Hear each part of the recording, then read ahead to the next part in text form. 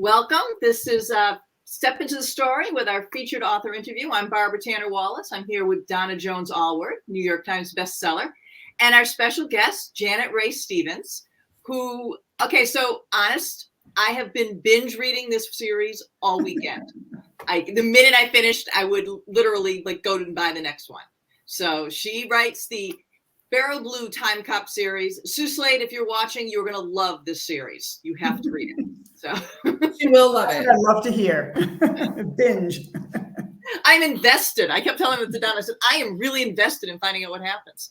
So yeah, it's great characters. So Barb came up with this sort of tagline, and I don't know, maybe that came from you, Janet. I don't know, but she calls it Terminator meets Outlander meets World War II. No, that's all her. Okay. I wish I'd come up with that. So I've stolen it. Yeah, and I'm like, that's exactly what it is. So I'm going to bring up the covers here. Aren't they gorgeous? So they're gorgeous. The top one is the one that we read for this week. And then It's Been a Long, Long Time is book number 2. And then you just had Every Time We Say Goodbye released last week. Last week, yep. Awesome. So I'm going to pop that back down again so we can see you. So I thought before we got into asking you some questions, we would tell the readers or viewers what the book is about. So I've got the back cover copy here, and I'm going to read it for the people. All right. So her mission: save the soldier, save the future, even if she loses her heart. It's 2015, and librarian Beryl Blue shelves books in her hometown library. Dull, but after being orphaned and years in foster care, she prefers the mild life. Until a time cop from the future crash lands in her library with an offer Beryl isn't allowed to refuse. She must stop a rogue time traveler from killing a World War II soldier on leave and changing history forever. If she can't complete the mission, not only is the future screwed, but Beryl's own life will be in jeopardy. Beryl has questions, lots of questions, beginning with why she's the only person in all of time who can stop the assassin. She gets no answers as she's quickly whisked to 1943 and stranded there, tasked with keeping Sergeant Tom Sullivan safe at all costs. She soon learns 2 things. Sully's more than capable of taking care of himself, and it's her heart that's in danger. The more time she spends with the sexy, stubborn sergeant, the more she comes to care for him. Beryl's lost everyone she's ever loved, and there's no way she's going to open herself up to loss again. Best to complete the mission, return to her own time, and never see Sully again, if she can get the job done. With an assassin on their heels and all of history on her shoulders, Beryl scrambles to figure out how to protect a man who refuses to be protected and keep her heart intact. If you love time travel, a sparkling historical romance, tough guys, and wisecracking dames, plus a dash of mystery, then this first book in the Beryl Blue Time Cop Adventures Through Time is for you. That sounds great. It is. What a great book. So, okay, you have to first tell us, where did this concept come from? Oh. What kind of brain comes up with that, Janet? Now, I'm wishing that I had a picture. I posted on Instagram and everything. There's this picture. I was in a flea market in Newburyport, Massachusetts, and I just saw this picture of these soldiers sitting at a table, and there were beer bottles and everything all around, and people were all around drinking. It was a real, a nightclub. Obviously, everybody was having a great time. And I just loved that picture. So I bought it. It cost me $2, and a very good investment. And I was very intrigued by it. So I was kind of thinking about, what can I do with this? I love to write stuff set during World War II. I write a lot of short stories, mostly World War II set mysteries or mid-century set mysteries. So I was like, maybe I could come up with something short. But then I was like, nah, how about a time travel? Because I also love time travel. And that's kind of where it all started to, all the threads sort of started to be woven together. So I decided I'm going to have a modern day woman who ends up time traveling, not someone from the future who would understand that time travel can be possible. So while she's having this adventure, she's completely her eyes wide because, I'm time travel. What? So I wanted to have a modern day woman who came into this group of men. And one of them, of course, is super hot and broad-shouldered and a real tough guy. And then I was like, well, what if she has to save him from something? I thought it began with like maybe something in the war, but then time traveling assassin, of course. I have one. So, I wrote a scene based on them being in this club. And it's basically the most romantic scene I've ever written. It was like, wow, whoo. And then I built the rest of the story around that and all of the little secrets and questions about Beryl's life and her past and everything sort of just germinated from there. So, All right, so a picture painted many thousands of words. first, I'm going to amend my description because there's a little X-Files in here too. And Sure. which is, I was telling Donna last night, I said, what's really cool about this is no sooner do you solve one mystery, then you pull back and say, nope, but that's really just led to a bigger mystery. And you get to the end of book 2 and it does the same thing. And I was like, I have to keep, that's why I kept downloading. You kept going to the next mystery. So my question was, did you know this was going to be a trilogy? And did you have that arc, that whole arc with Beryl, or are you totally pulling that out of your butt as you go along? No, yeah, I am, That really technical term there. I am what is a pantser, the classic pantser who I had that idea for that nightclub scene and I just sat down and I built the story around it. And as I wrote Beryl's backstory, my characters usually don't tell me who they are until about chapter 3. So as I was writing, I was like, oh, okay, she's an orphan, and all. So her backstory sort of started to build through that. And then at the end, I did the thing you're not supposed to do when you write romance in particular, which is I did not have a happy ending. So, but I was like, no, this is what I'm going to do. And it will lead to another book. So I realized I literally was at the last chapter and I was like, oh, I'm going to have to write another book. So that's what I did.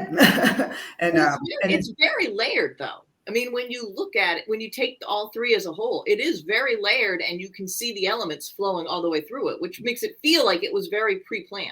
Yeah. Well, thank you. Thank you. I really, I tried to lay, when I decided I was going to do a second book, I kind of went back and when I figured out what Beryl's true story is, that's when I went back in the first book and started layering in some clues that would be important for the subsequent books. Well, yeah, believe me, there were some loose ends that I was like, oh, my husband was so sick of hearing me. We'd go for walks and I'd be saying, if I do this, because it's time travel, if I do this, then that's going to impact that. And, so there's going to be a husband support group somewhere for men who want to listen to their wives' plots and research tidbits. I don't share my plots. Sometimes I share my research tidbits. I share my research tidbits. I think Peter's like, if I hear one more about World War II, I'm going to scream. So it must be like a widowers of World War II writers support group. They can start one. One thing I actually enjoyed about doing the series too was the history. I wanted to have her, she's a modern day woman who's sent back to 1943. It's the American home front. And where I live,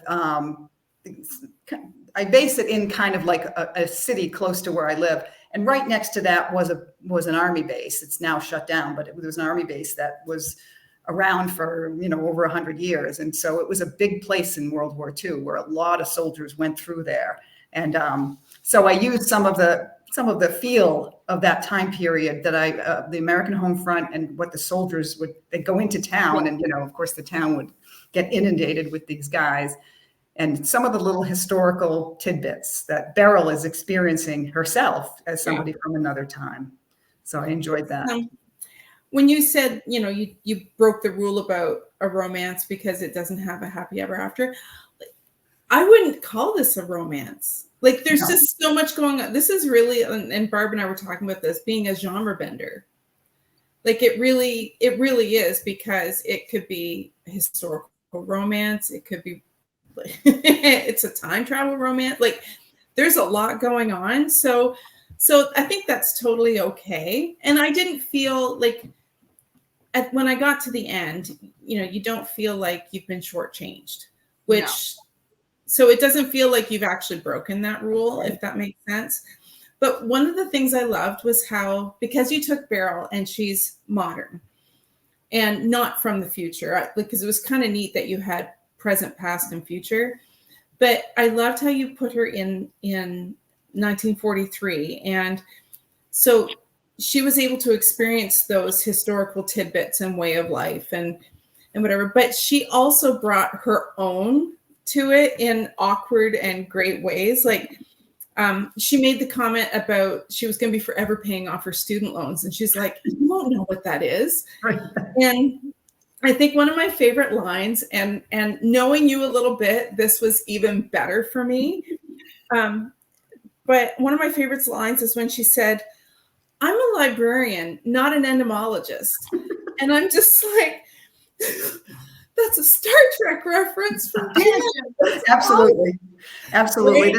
There's many Terminator references. I try to do pop culture type things in addition to that, because I enjoy that when I see that in the books I read. So, how often do we as historical fiction writers go back and do a check to see when a phrase came into existence? Like, was this actually said in night? You know what I mean? So how much fun did you have with that ability to bring in those things? That it was a lot of fun. And the one you're referring to is where, if I can spoil myself, but there's a scene where Beryl and Sully are walking along in the town, and this wagon comes by filled with scrap metal, because of course they were scrap metal drives. And I wanted to try to get some kind of feel like that. There's scrap metal, and there was a sign that said, do it for the boys or whatever on the side of the wagon.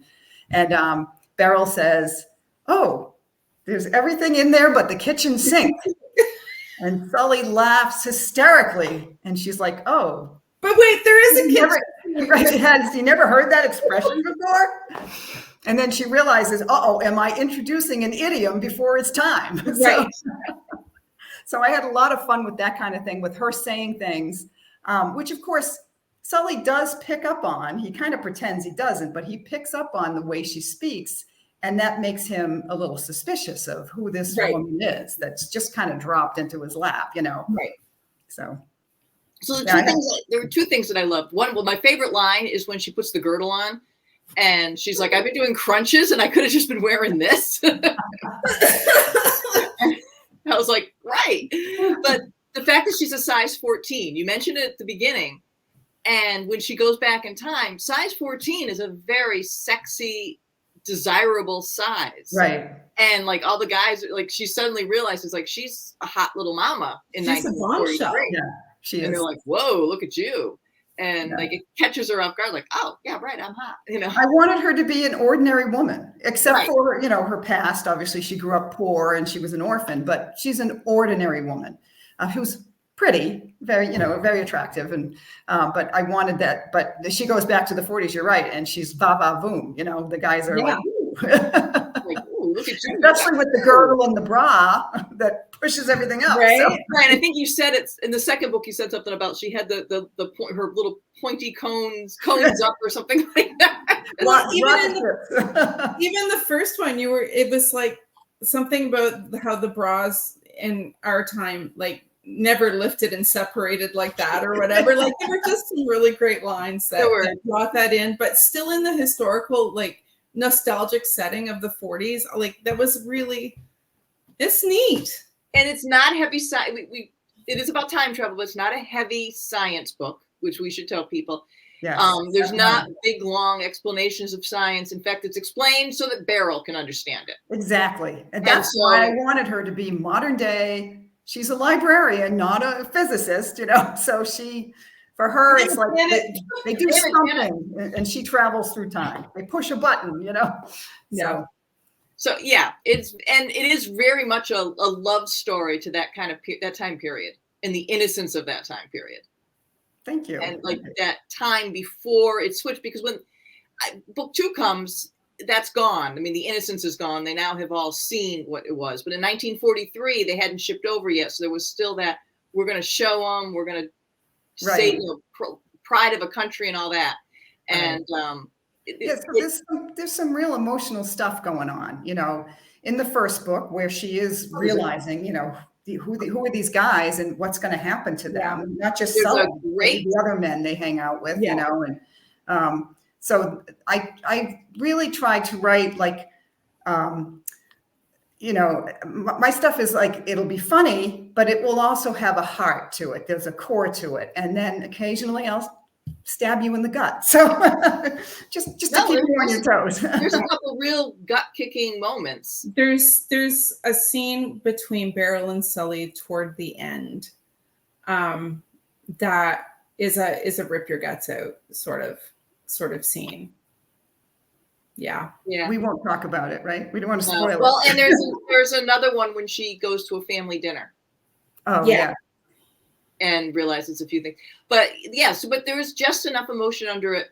And the humor really comes from her and her way, she's just seeing things with a very sarcastic eye, which someone who's not sarcastic would She's very defensive, I mean, she's everyone she's ever known, she's lost everyone she's ever loved. And she's always been a real loner and pushing people away. And so how does she do that? She does that with her humor. She uses her humor as her defense. And she actually says something because he goes to tell her he loves her. And she says, don't say the word. Any person who ever used that word around me ended up dead.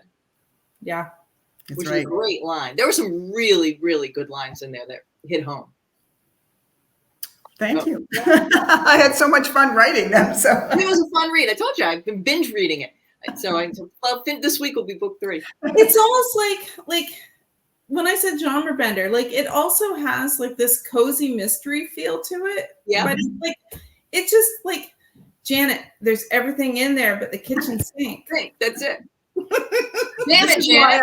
This is why I ended up publishing it myself, because I had an agent who took it around to all of the publishers, and there was something they all liked about it, something or other, mostly the time travel, but it just was something they couldn't find a spot for. So hello, Sue Slade. I know, I was just gonna say Sue's here. Sue, this book you're gonna love the series. It's very fun. Yeah. I'm guessing Sue just got off work and got home. And I will say I can see where publishers are very narrow in what they want. Right. You have to fit specific things, and something that throws a little bit of everything and is super original, no matter how well written it is going to have a hard time.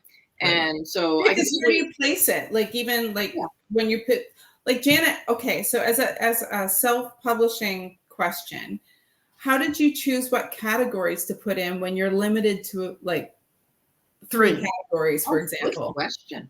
I did sci-fi. Sci-fi, time travel, mystery, historical, and romance time travel. Yeah. So because it could fit in so many different categories, and I think I wish I had 20 categories. So well, now Amazon's changed the rules, so you can only have 3. Right. So it was one of those things where like I could understand publishers being like, we love this, but we don't know where to place it. And so that's exactly, in my opinion, what self-publishing is for. Yeah. Mm-hmm. Those. Yes. To reach. It sounds great. Yeah. It's a. I sell the books. I do a lot of like book fairs and things like that, and library events. And I have been selling the books there, and it's been very rewarding to find people who are like looking for something that's just a little different, and they find the Beryl books. And I had this one woman come to me when the last fair I did where I had the new book, and she came up and she was like, I have been waiting a year. She bought the first 2 books at the last event that I did last year. Nice. I've been waiting a year for this book to come out. I need to find out what happens to my Sully. I was like, well, I hope you're not too mad at me. Okay. But that was like, the best thing, I could ever ask for. And that people are enjoying it. So. Well, hopefully we'll get more visibility, because it should. So, hey, what's your typical workday like? This is my new obsession to ask people. Okay, well, my typical work this year has been a little uneven. I've had a lot of stuff going on in my life, but I'm a late sleeper. I get up at 9, so That's 3 hours after me. Yeah. but I go to bed pretty late. So I typically will, do email and some kind of like social media stuff in the morning, and then as soon as I can, I'll get up to my office. So I do social media down in the here, and my office is upstairs over the garage. And so I'll get up to my office, and then I'll try to work for 3 or 4 hours on whatever I'm writing at the moment. And then I'll come back downstairs and, get dinner ready or whatever. And then my husband goes to bed very, very early because he gets up at 4 to commute into Boston. So, and I snooze, but I'm usually up fairly late. And so after he goes to bed is when I do a little bit more work. So if I had an idea that I wanted to just plug in, I'll do it then. Or if I want, unfortunately, the social media stuff, sometimes I'll do that at night as well. So, so it's kind of a broken up. And then I exercise somewhere in that time period. But so that's my work day. I've tried to keep it as consistent as possible. I used to try to get up early, and work in the morning, and my brain didn't work that way because I'm a late night person. And so early morning it's good for emails, it's not for working on my stuff. So yeah, I get that. How about you? What's your system? Do you? I'm up at 6. Usually from 6 to 7, I have coffee with my husband, and then I go for a walk until 8.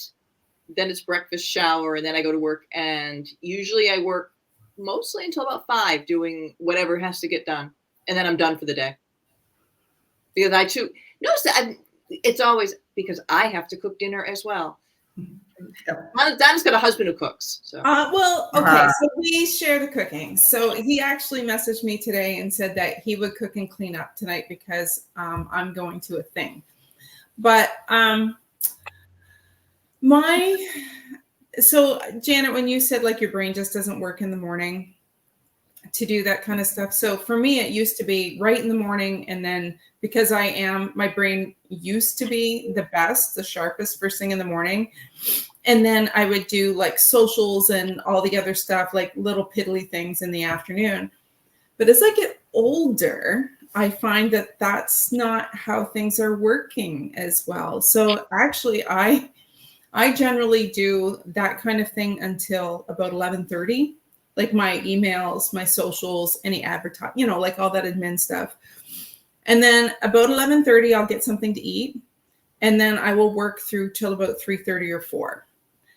And so now if I'm really like, reminder, Donna, book club is tomorrow.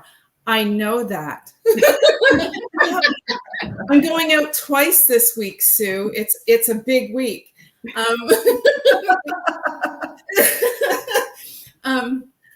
So now I find I write better in the afternoon.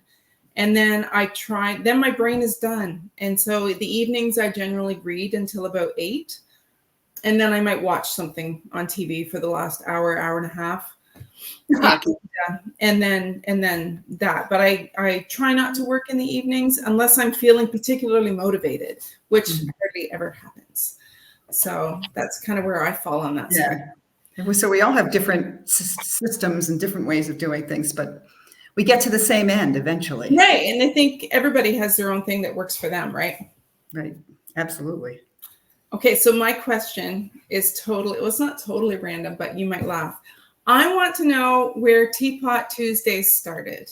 Because, okay, so for our viewers, Janet has this thing where she posts Teapot Tuesdays, and it's a different teapot, and some of them are so funky. So talk to us about Teapot Tuesday. Okay. So I do that on Instagram and Facebook.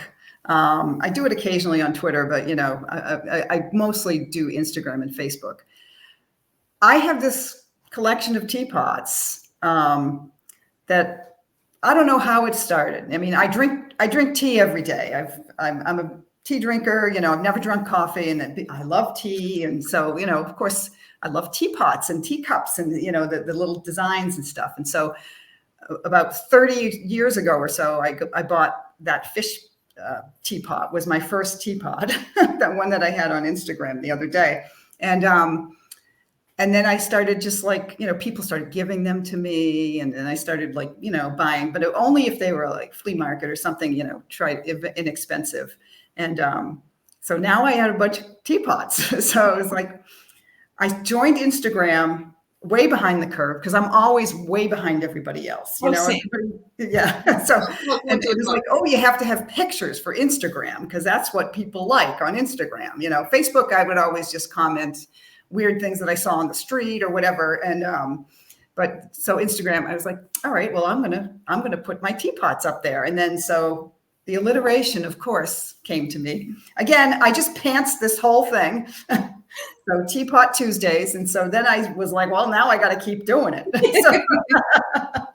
Because you have some cool teapots. You have some cool mid-century ones. And people will send me pictures like on Facebook. And if anybody's listening to this, if please, and you have an interesting teapot, you can DM me on Facebook with a picture of it. And I'll use it in Teapot Tuesday. So I've gotten people who follow me or whatever on Instagram who send me their teapots. So it's really fun to see some of the interesting ones they come up with too. That's kind of cool. It's unique, just like you and your books. Aww.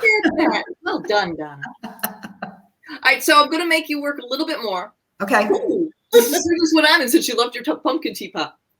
So the pumpkin teapot? Yeah. What was the question? Oh, like I got distracted by the comment that someone came on and said, "Well, there's a cool cool pumpkin teapot on your Instagram." Pumpkin one. That was a friend's teapot, not mine. So she sent me the picture, and it was like, I got to put that up there. So, all right. So my last question, put you on the spot. If you could suggest one Christmas gift that all writers would love, I have to put together a blog of gift ideas. So I'm going to ask everybody. If you could come up with one, and you can't say big royalty check. It goes without saying. Yeah, can't be a publishing contract, can't be a big royalty check. What would you suggest people buy the writer in their life? And I can't say all of my books. No. Okay. That again goes without saying. They make great stocking stuffers. I don't know. That is a really good question. And so I'm such a really big fan of libraries. My son is a librarian. When I was a kid, like Beryl, I kind of grew up in a tough situation, not a lot of money, whatever. So libraries were my second home. And so I think if I were to say, I would donate a book to a library in that person's name. Oh, that's a very nice one. Yeah. So there you go. There we go. Okay. All right. And also, then you don't have other stuff in the house, like you are all in our anti-clutter years. Right, exactly. Oh my God, right? Actually, my kids are also in anti-clutter years. We should all just anti-clutter. I've actually been saying, don't give me any more teapots because I have enough, and I'm trying to declutter. So yeah, I prefer people sending me pictures of their teapots. Right. We actually are at the point now where we go up in the attic to try and get rid of things, and I'll be like, "What do you want to do with this?" And Peter like, "We'll bring it to Andrew." Now it's bring all the stuff to the kids. I've done that so much. I think one of my latest one was to my oldest, and I'm like, "Do you want this CD cabinet?" Like, because you can put movies and like DVDs and stuff in it, and they're like, "Yes," and I'm like, "Cool," out of my basement. So I have one final question for you, and it's a two-parter. So first of all, what are you working on now? Okay. And secondly, what are you reading right now? Ooh, okay. Well, I'll say what I'm reading. I'm reading a book called The Mender, which is by, I'm going to forget her last name, Jennifer Hockman, I think is her last name. She is somebody I met through, I ended up in this group called the Time Travelers Collective. All people who, it's just like a social group that we got together through Twitter, actually. And so it's a bunch of people who write time travel, and she just released her first time travel book. So that's what I'm reading. It's called The Mender. It's more historical fiction than it is time travel. There are references to the time travel, but it's set in Texas before it was a state and before the war. Ooh. And so there's and her characters are really, really good. So I'm enjoying that quite a bit right now. I think we should look that up and put it in the show notes. Yeah. Okay, so what are you working on? And You're not off what the I'm hook. working on is, well, I'm going to a different era now. I'm time traveling to a different era. I've been working on this memoir-ish type book, a coming of age book called My Bicentennial for a few years now. And I've got it pretty much put together. And it's set in 1976. And it's about a young woman who is very heavy, and she lives on the wrong side of the tracks. So it's kind of based on my own life. And she wants more than anything just to go to the prom.